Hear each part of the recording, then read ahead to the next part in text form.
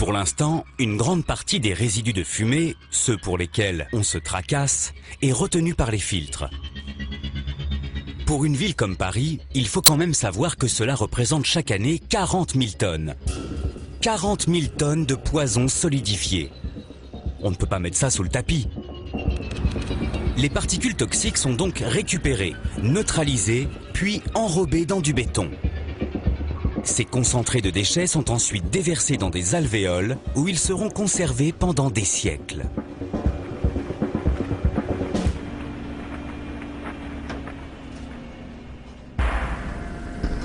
Mais l'incinération réserve un autre cadeau aux générations futures.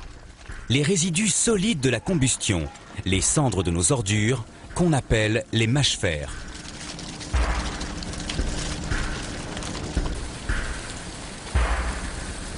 Dans beaucoup de pays européens, on a trouvé séduisant de les utiliser pour faire des remblais sous les routes. Pratique. Sauf que les mâchefers contiennent des métaux lourds et d'autres produits toxiques qui pourraient finir par polluer les sols et les eaux. Du coup, en Suisse, on a cessé de les utiliser. Dans les années 80-85, les mâchefers ont été utilisés en infrastructure routière.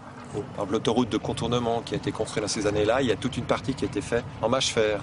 Et puis après, il y a certaines normes qui ont évolué, surtout au niveau de l'écoulement des eaux. On a vu, ça génère quand même, ça lave les produits, ça concentre les produits chimiques et il a été décidé de ne plus le faire. Aujourd'hui en Suisse, les mâchefers sont stockés en décharge. Ils forment des montagnes artificielles qui seront surveillées pendant 15 ans. Passé ce délai, c'est le flou le plus total.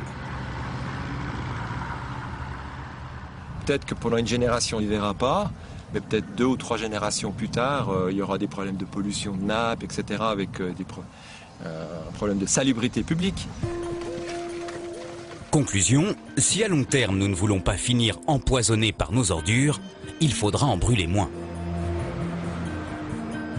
En tout cas, il y a un point sur lequel tout le monde tombe d'accord.